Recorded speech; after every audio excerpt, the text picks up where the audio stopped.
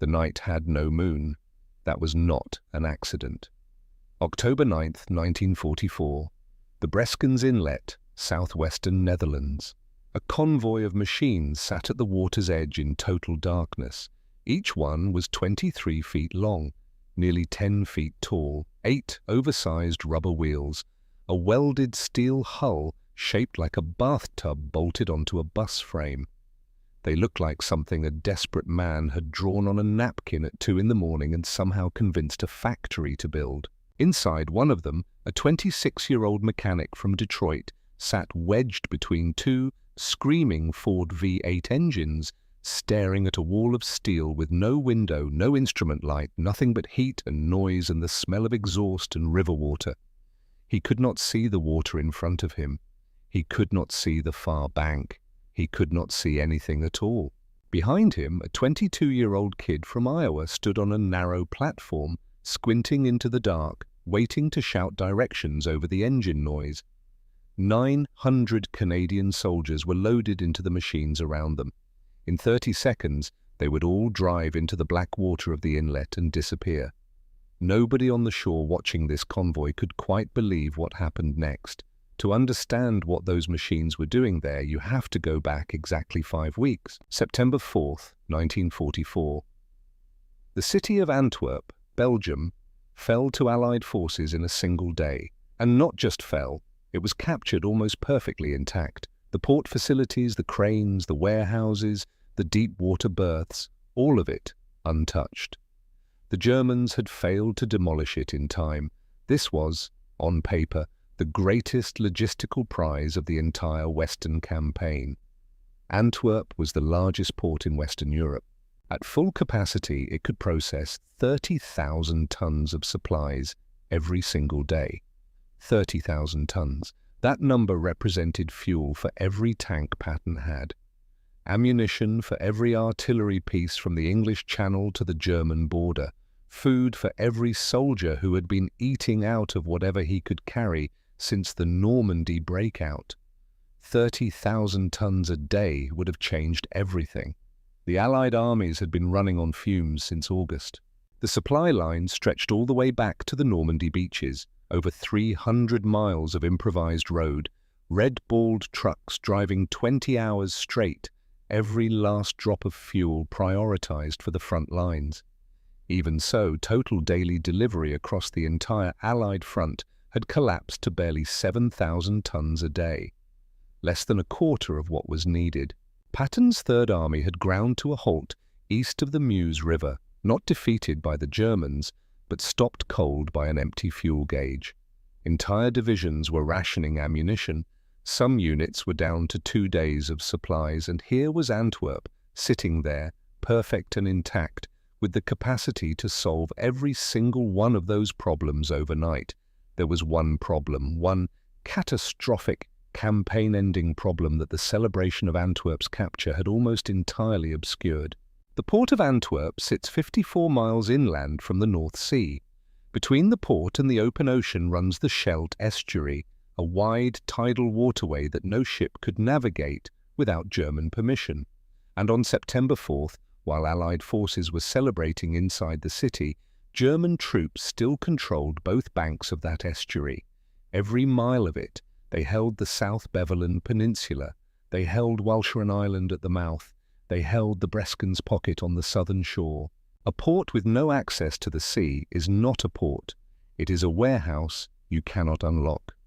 30,000 tons of daily capacity. 0 tons actually delivered. The most important logistical asset in Western Europe sat completely useless, while soldiers 30 miles to the east rationed their last cans of fuel. Corporal Cliff Grady heard about Antwerp the way most enlisted men heard about things in the fall of 1944, in pieces, second-hand, usually wrong.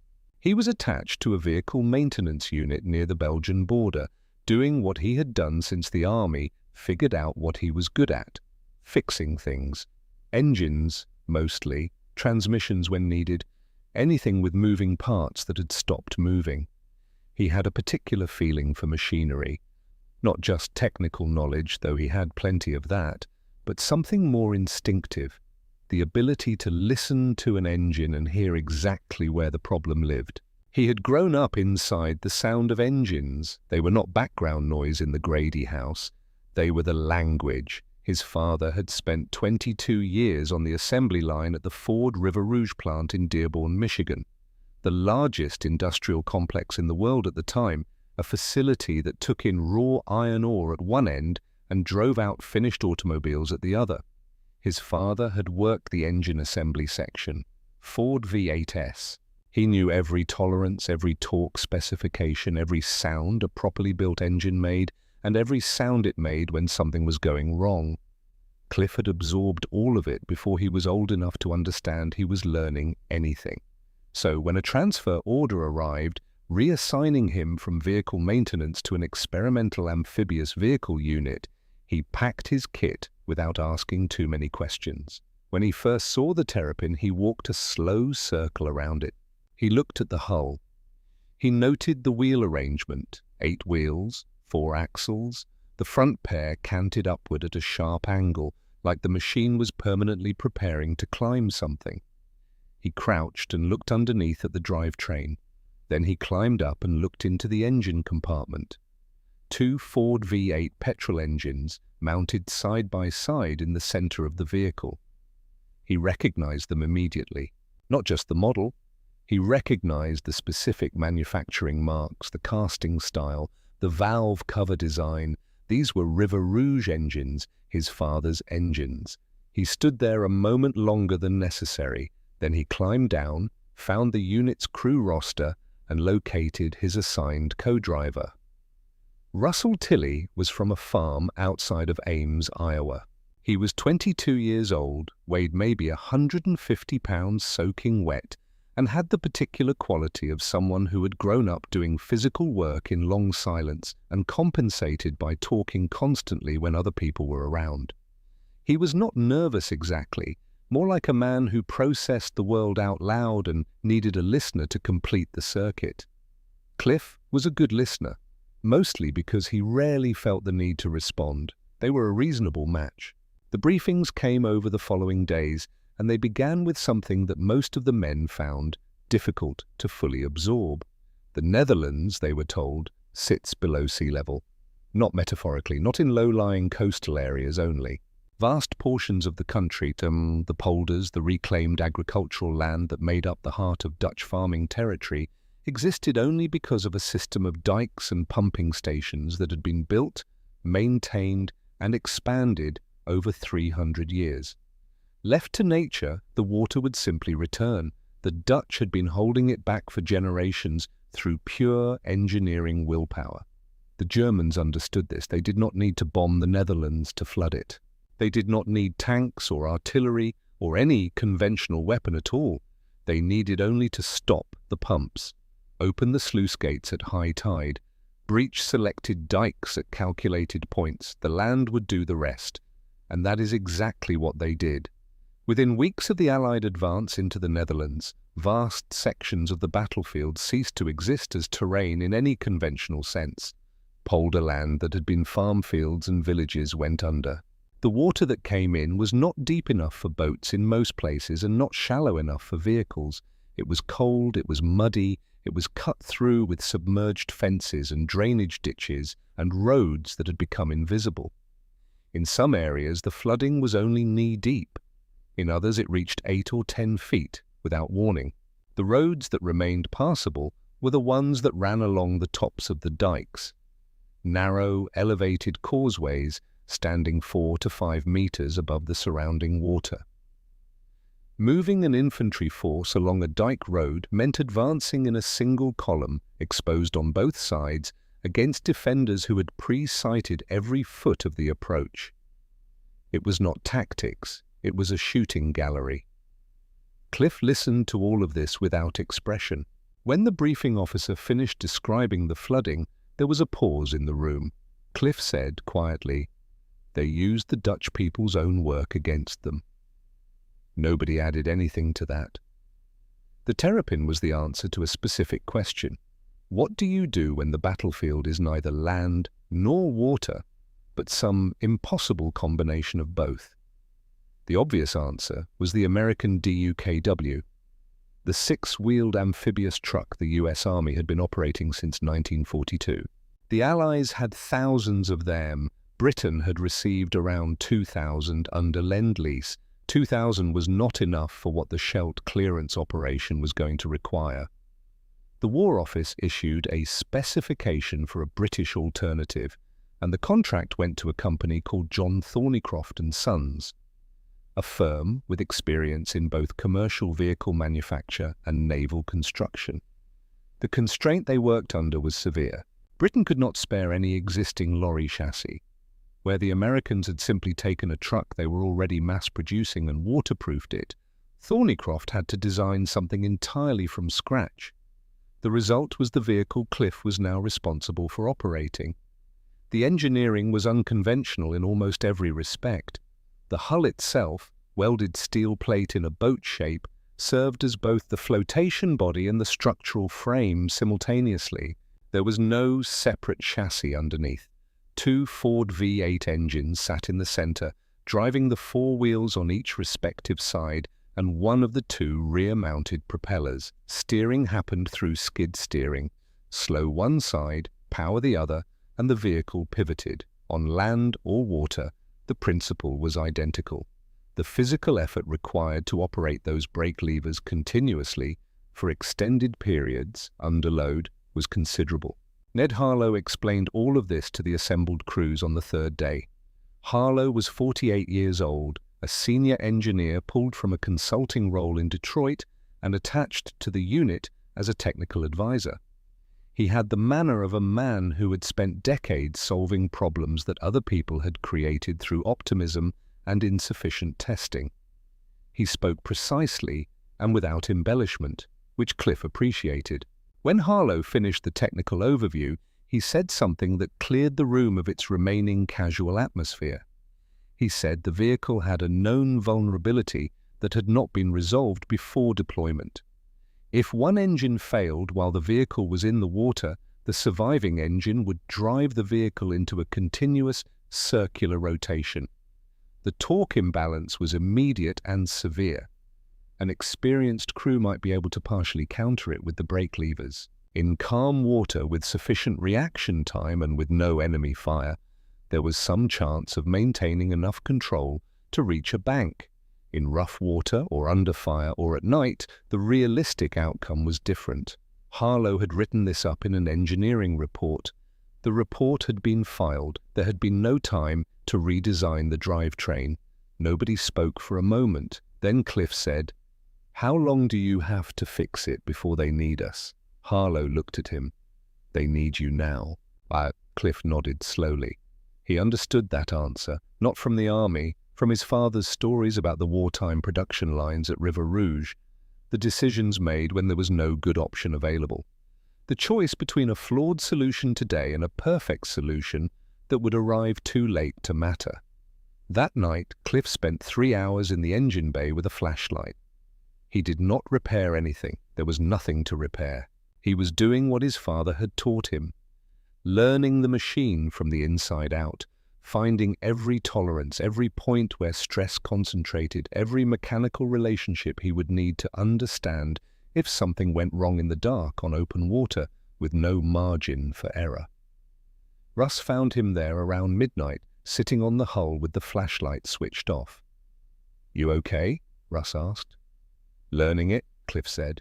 Russ sat down beside him and looked out at the dark water of the training channel. After a while he said, "I grew up on flatland, never saw open water until I was 19. Cliff did not say anything. "Just thought you should know," Russ said, "since I'm apparently going to be your eyes. Can you see in the dark?" "Better than most." "Then that's enough," Cliff said. On the evening of October 8th, Major Elliot Gage assembled the crews for a final briefing. Gage was 40 years old, lean, with the economy of movement of someone who had learned not to waste energy on things that did not matter. He had been advocating for the terrapin since before most of the men in the room had heard of it, and he had the specific confidence of a man who had already had the argument and won it and was now simply proceeding.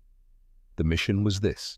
The following night, they would load elements of the 9th Canadian Infantry Brigade, BAMA, 900 men, into the Terrapins and cross the Breskens Inlet, 1.6 kilometers of open water. In darkness, no running lights, they would land on the far bank near a hamlet called Hoofdplaat, behind the German defensive line, and deliver those 900 men directly into the German rear. The crossing was officially designated a diversionary operation. Gage said that clearly. Then he paused on it a moment longer than the words required. "You will execute your mission as briefed," he said. "What it becomes once you're across is not something any of us can predict.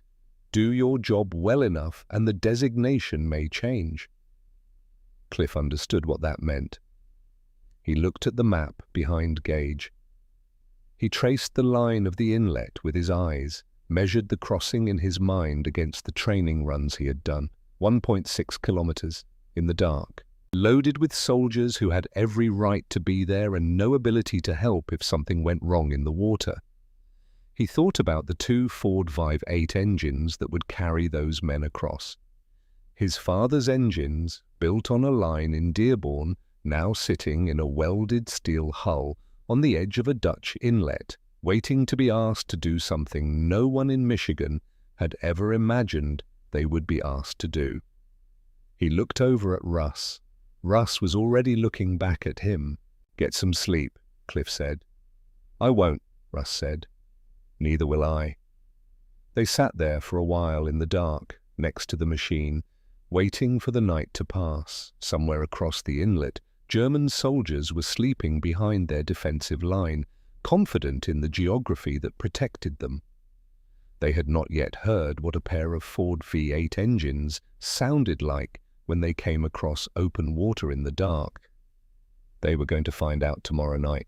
The first time the engine died, Cliff nearly lost the machine. It happened on a Tuesday morning 3 weeks before the Breskens crossing in a training channel 8 miles south of the Belgian coast. The water was grey and shallow and smelled of mud and diesel.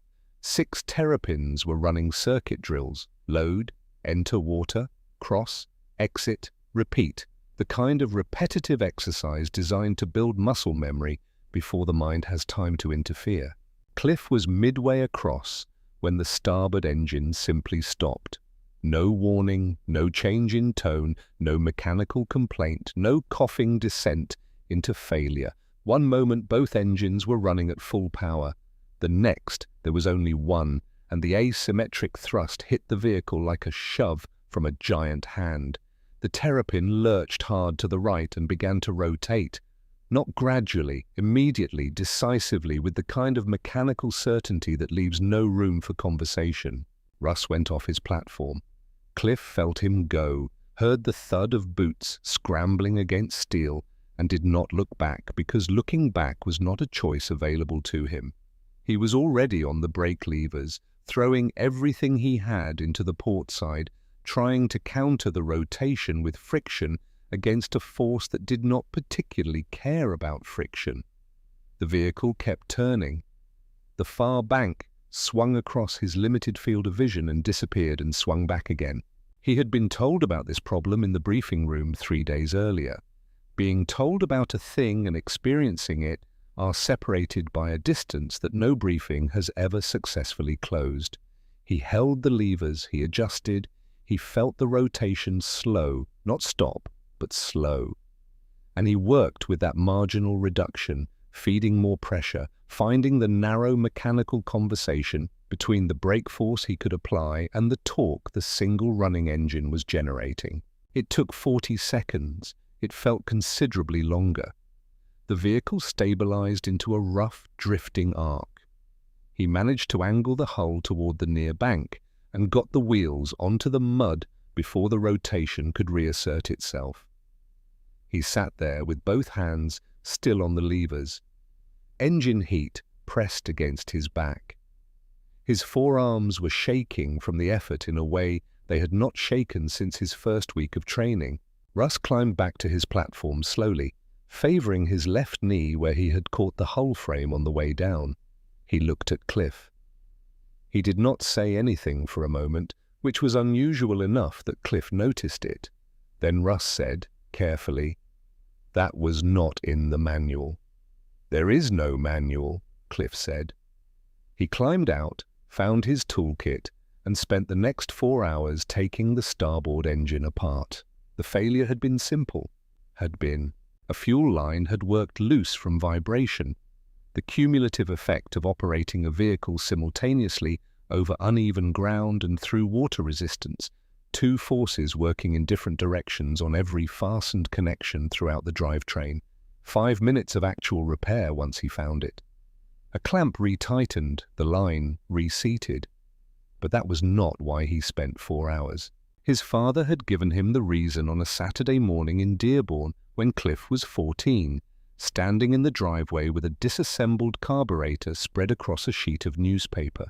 His father had held up a float valve so Cliff could examine it clearly, turning it in the light.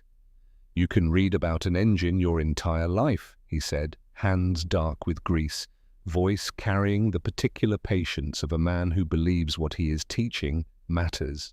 "Memorize every specification. Pass every test they put in front of you. Doesn't change the fundamental situation. Until you've had it apart and put it back together with your own hands, you don't know it. You know about it. Those are two completely different things." Cliff had understood immediately, not as a lesson that required processing, as a truth he recognized because it matched something he had already sensed but not yet articulated. He had spent every year since operating on the right side of that distinction. So he did not simply repair the fuel line and close the engine bay. He went through both engines systematically. Every fastener checked for torque, every seal examined, every point where vibration concentrated stress identified and understood. He was building an internal map of the machine's vulnerabilities. Not what had gone wrong today, but what could go wrong tomorrow in darkness on open water, with no tools and no time and soldiers loaded behind him who had no part in any mechanical problem that might develop. When he finished, he could close his eyes and move through both engines by memory, point to point, the way a man moves through a house he has lived in for 20 years. Ned Harlow found him there as the light was fading, sitting on the hull with the toolkit packed and his hands still carrying the smell of engine oil. The engineer stood for a moment and watched without announcing himself, the way men who spend their careers observing mechanical systems develop a habit of watching before speaking. Then he said, "You know the report I mentioned, the one filed in the drawer?" "I know about it," Cliff said. Harlow was quiet for a moment, deciding something. Then, "I want you to have the full picture. That report was accurate when I wrote it, and it remains accurate now. The single-engine vulnerability was real. It was documented, and it was never resolved before deployment. I'm not telling you this to undermine your confidence in the vehicle. I'm telling you because you're the man operating it, and you deserve to work with complete information." Cliff looked at him steadily. "How long have you known?" "Since the first prototype evaluation, spring of last year." "And the decision was made anyway?" "The decision was made anyway," Harlow said. There was no timeline in which a redesigned drivetrain could be tested, approved, and manufactured before the Shelt operation required vehicles. The choice was this vehicle with this flaw or no vehicle at all.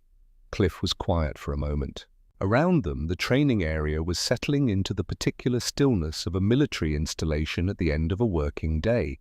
Equipment going quiet, men moving toward mess halls, the mechanical sounds of the day giving way to something closer to silence. "My father worked the River Rouge line during the war years," Cliff said. "Engine assembly. He talked about the production decisions they made when demand went beyond what correct manufacturing process could deliver on schedule. Tolerances reduced, secondary inspections skipped, not through carelessness, through calculation. The alternative was delivering nothing." He picked up the toolkit and stood. He didn't talk about those decisions with shame. He understood them for what they were. That's not the same as being at peace with them. Harlow looked at him. That's a precise way to put it. He was a precise man, Cliff said. The anger arrived from a different direction entirely, and it arrived fast. It came when the unit received formal notification that the Terrapin had been removed from the D-Day landing roster. The decision itself was months old, made in the spring of 1944, when planners had assessed the Terrapin's specifications against projected sea conditions for the Normandy landing and quietly struck the vehicle from the assault schedule. But military information travels through channels at its own pace, and the notification had worked its way down through the administrative layers and arrived in the unit during training with the particular sting of news delivered too late to do anything useful with. The reaction in the unit was immediate and unquiet. These men had spent months on these vehicles. They had developed techniques that were not in any documentation because no documentation existed yet. They had built physical conditioning specific to the brake levers, the forearm strength, the shoulder endurance, the ability to sustain force through fatigue. They had learned the Terrapin's particular rhythms across different surfaces, different water conditions, different loading configurations. They had been briefed repeatedly on their role in the Allied amphibious capability, and the message now arriving told them that the most important amphibious operation of the war had already proceeded without them. The conversations in the mess that night had weight in them. Russ was more direct than usual. "They built us to be left behind, that's what this is." Cliff did not answer immediately. He was thinking about something Harlow had mentioned in passing 2 days earlier. Not the report, something else, a detail about the D.D. Sherman tanks. The duplex drive armor, fitted with flotation screens, scheduled to swim ashore at Normandy ahead of the infantry. He had filed the detail away without yet understanding why. He found Harlow that evening, near the vehicle park. "The Sherman D.D.s at Normandy," he said. "The ones that were supposed to swim in. What happened?" Harlow looked at him with the expression of a man deciding how much of a complete answer to give. The seas off Omaha that morning ran higher than the flotation screens could handle. The tanks went down fast. Most launched from the LCTs in those conditions didn't reach shore. The crews had very little time. Cliff stood with that for a moment. The D.D. Sherman was a combat vehicle with dedicated engineering behind its flotation system, designed by people who had more resources and more time than Thornycroft had been given. It carried armor. It had been assessed as superior to the Terrapin across almost every performance category. Its crews had trained for months under conditions designed to prepare them for exactly what they faced. The English Channel on the morning of June 6th had taken them anyway. The Terrapin rode low. Its hull was open at the top. The gap between its waterline and the rim of its hull was minimal even in calm conditions. In the seas that had overwhelmed the Sherman DDS, the Terrapin would not have fought. It would have gone under quickly and without much drama, and that would have been the end of the program and everyone in it. He walked back to where Russ was sitting. "The D.D. tanks sank," he said. "The Shermans. Most of them are Omaha." Russ looked at him without speaking. "We got cut from the list because we weren't good enough for those conditions," Cliff said. "That's why we're sitting here." The silence between them ran for a while. Russ looked down at his hands. Then he said, "I don't know what to do with that." "Neither do I," Cliff said. "But it's what happened." That was as far as either of them took it. There was no clean resolution to offer. No reframing that made the fact of the D.D. crews sit more comfortably alongside the fact of their own survival. The two things existed together without reconciling. Cliff had learned early that certain truths did not resolve. You carried them and kept working. The days that followed had a quality of compression to them, time moving faster than the calendar suggested, each training session carrying more urgency than the one before, the weight of the coming operation pressing in from all sides without anyone directly naming it. Cliff ran circuits. He worked on the engines. He and Russ developed a communication system for the crossing, specific terms for specific directional corrections, a vocabulary built from the training runs, each word chosen for clarity over noise. Short words, words that cut through the sound of 2v8 at full revs without requiring the listener to interpret context. One evening near the end of the training period, they were running a night crossing drill when Cliff first registered the sound fully. He had noticed it before in a peripheral way. The quality of the engine noise on water at night was different from what it was on land or in daylight. But this evening, midway across the channel with both engines at full power, the sound crossed into his awareness as something distinct and specific that demanded examination. The twin V8s at full revs, their exhaust note combining. The flat surface of the water acting as an amplifier and a distorting medium simultaneously, sending the sound outward in all directions, changing it as it traveled. What left the vehicle as engine noise arrived at the far bank as something else, something deeper, more irregular, carrying a specific harmonic pattern that had nothing to do with a vehicle on water. It sounded like aircraft, not like a single propeller aircraft, not like anything small, like the low approach of heavy aircraft at altitude, the throbbing, overlapping drone of large reciprocating engines heard from the ground, the sound that every soldier in Western Europe had learned to identify in the past 3 years because it mattered whether it was friendly or not. Cliff did not mention this to Russ during the crossing. He held it. Afterward, sitting on the hull in the dark with the engines cooling, he turned the observation over carefully. It was not something he had engineered. It was not something Thornycroft had designed.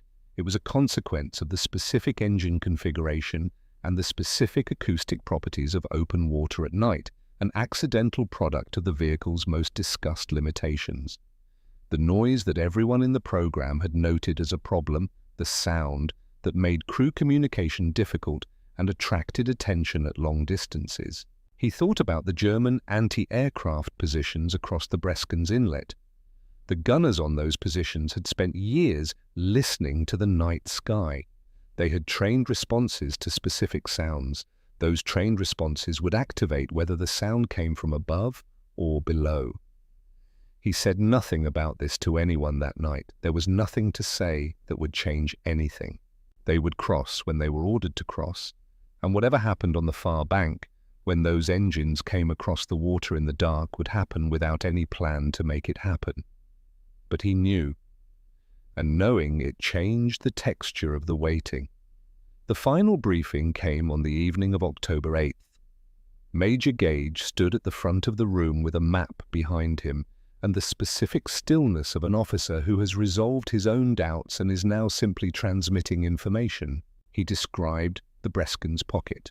He described the 9th Canadian Infantry Brigade, the 900 men who would be distributed across the Terrapins and the Buffaloes of the 5th Assault Regiment, Royal Engineers.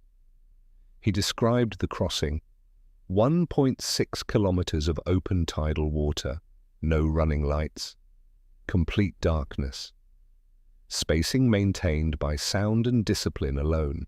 He described the landing point, the hamlet of Hoofdplaat on the German-held bank behind the main defensive line of the Breskens Pocket.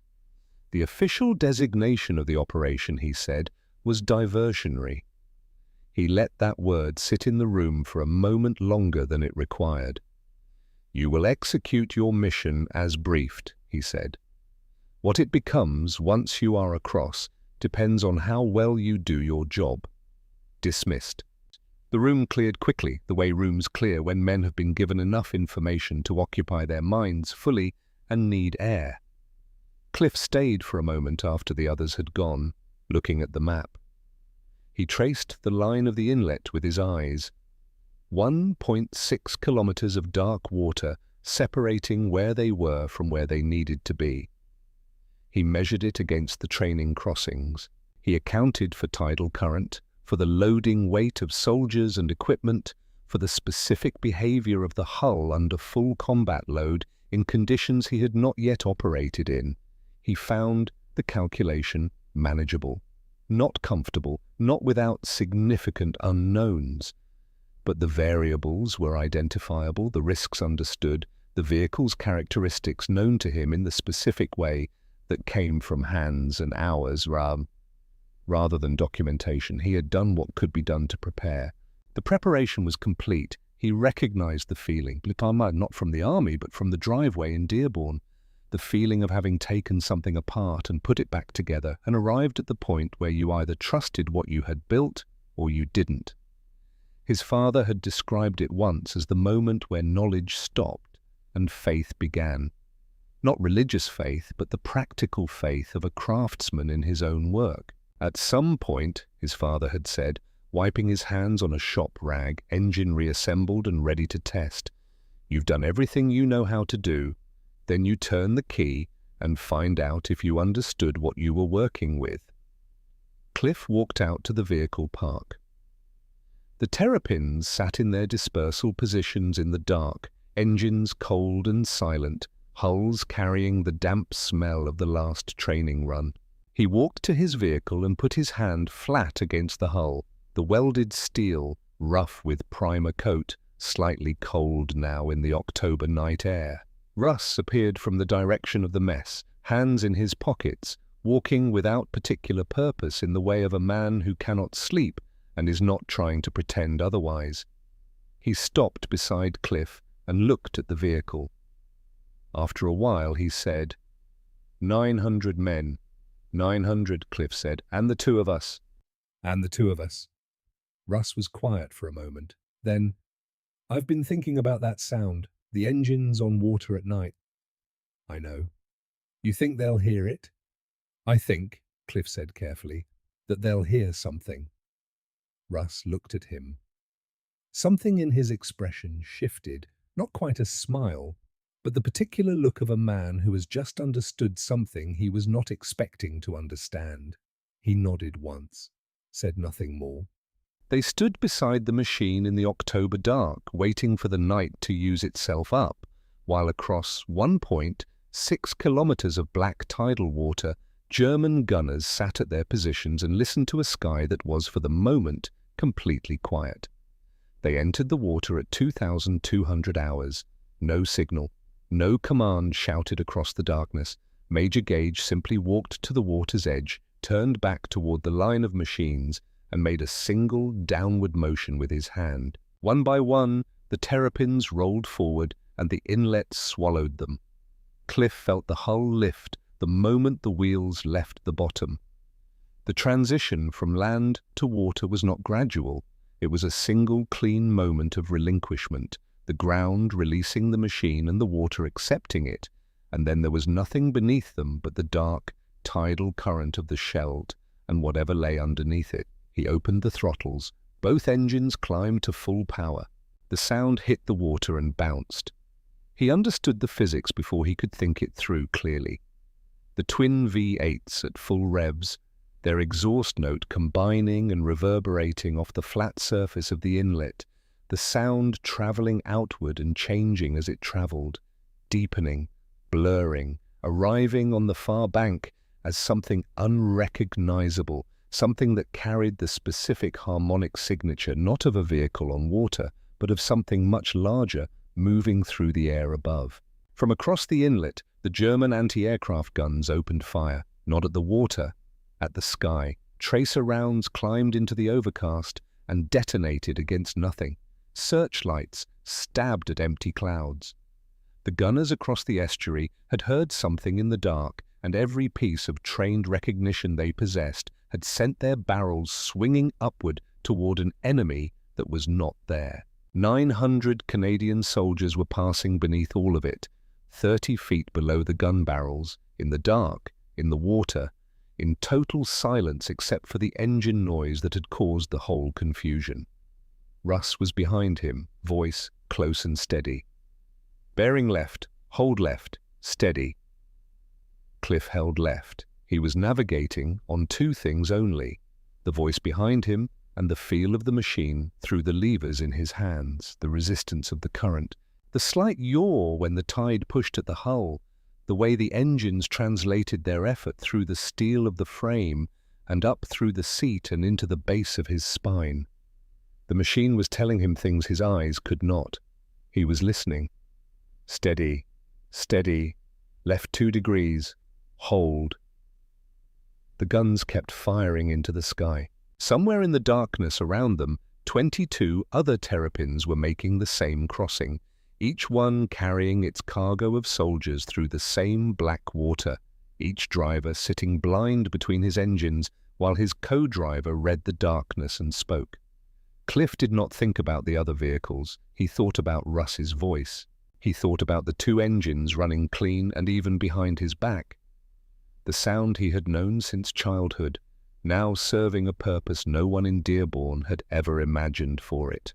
The sound his father had spent 22 years helping to build, crossing a Dutch inlet in the dark, making German anti-aircraft gunners fire at empty clouds. No one had planned this. No engineer had designed it. No briefing had predicted it. The specific imperfection of this machine, its loudness, its resonance, the way sound behaved when those 2 engines ran at full power across open water, had become the most effective camouflage the crossing had. Bank ahead, 30 meters, angle right, he eased right. 20 meters, hold angle, he held. The front wheels touched mud, then the angled front axle, that specific engineering choice, the raised wheels designed for exactly this moment, dug in, and the machine climbed. The hull came up out of the water with water streaming off the sides, and then they were on the far bank of the Breskens Inlet, on German-held ground, behind the defensive line. The guns were still firing at the sky. What had been planned as a diversion did not stay a diversion for long. The 900 Canadians who came ashore near Hoofdplaat arrived at a place the German defensive plan had not adequately considered. Not because the Germans were careless, but because no military planner builds his defenses around an attack vector he believes is impassable. The Breskens Inlet was not impassable. It had just required the right machine and 2 men willing to cross it blind. By dawn, the picture along the entire German defensive line in the Breskens pocket had changed. The pressure from the rear forced decisions that unraveled positions which had been holding for weeks. Field intelligence reclassified the operation before noon. 17 days later, on October 26th, the Terrapins made a crossing that was not diversionary by any definition. 13 kilometers, the width of the Scheldt estuary at the point where British forces needed to cross to South Beverland. Not 1.6 kilometers of inlet, 13 kilometers of open tidal estuary in October, with swells that came over the hull without asking permission. Cliff ran that crossing with water coming in over the bow on every 3rd wave.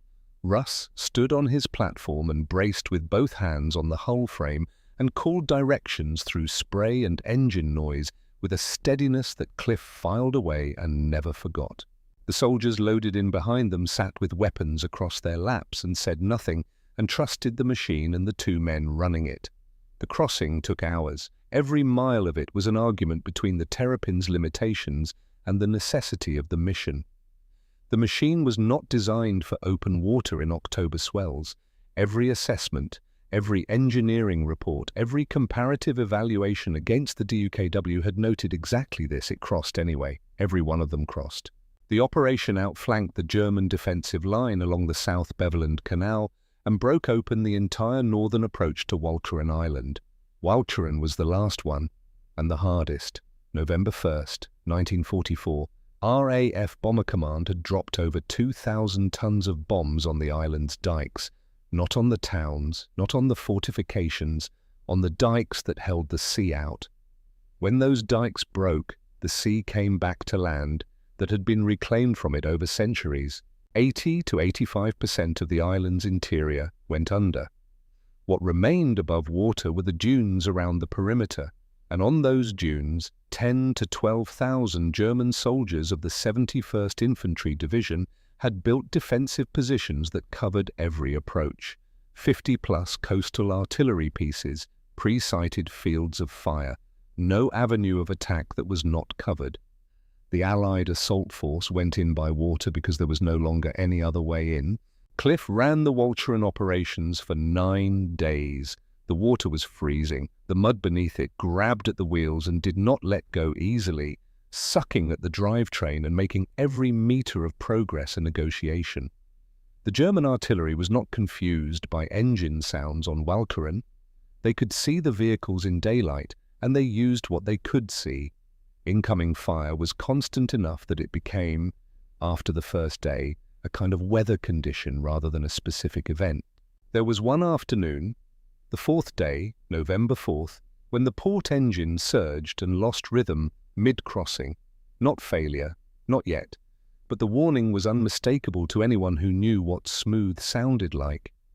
Cliff did not call it out to Russ. He did not reach for the brake levers. He simply listened, the way his father had taught him to listen, and he felt the fuel delivery stutter and recover, and stutter again, the engine hunting for its rhythm, not finding it, searching.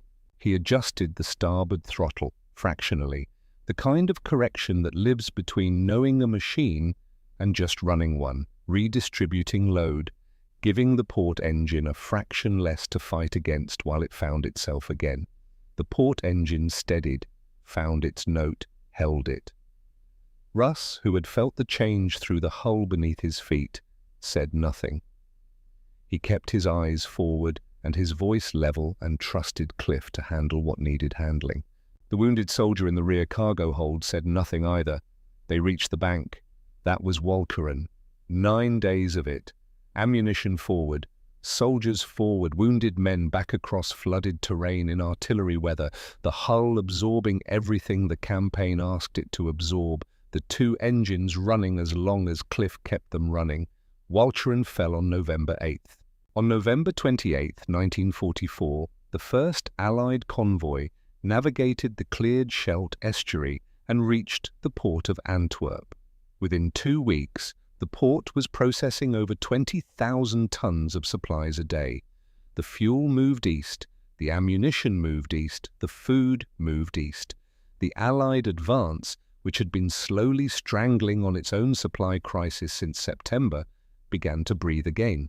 The connection between those 2 facts, the Terrapin crossings in October and November, the supply convoys in December, was not the kind of thing that made headlines. It was the kind of thing that existed in operational records and staff assessments and the private understanding of the men who had been there. Cliff read the official post-war assessment of the Terrapin sometime in early 1946, when a copy circulated through the unit during the long administrative process of the Army's return to peacetime. The assessment was blunt and technically accurate. The vehicle was officially described as not an overall successful design, with many significant defects that had never been overcome in service. The skid steering was exhausting and imprecise. The split cargo bay reduced practical payload. The low freeboard made rough water operations dangerous. The visibility from the driver's position was essentially zero. The single-engine failure vulnerability had never been resolved. Every word of it was correct. Cliff read it through twice and set it down.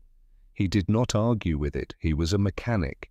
He knew what the vehicle was, had known it from the first week of training, had known it with more precision than most people in the program by the time the Breskens crossing happened. The assessment was not wrong. It simply had no category for what the vehicle had actually done. He went back to Walcheren in February of 1946. The Army needed personnel to assist with equipment recovery and inventory, the long, unglamorous tale of the war, accounting for what had been used and what remained. Cliff had the mechanical knowledge and the unit history, and so he was among those sent. The dikes had not been fully repaired. Parts of the island were still underwater, not the battlefield flooding of 1944, but something quieter, more patient. Streets that had been submerged for over a year. The Dutch engineers were working on the repairs, moving methodically through a problem that had no fast solution, building back what the bombs had broken one section at a time. Cliff was walking along what had been a main road in one of the island's villages when he heard the engines. He knew them before he saw the vehicle. A terrapin came around a bend in the flooded street, moving at low speed, water parting around the hull.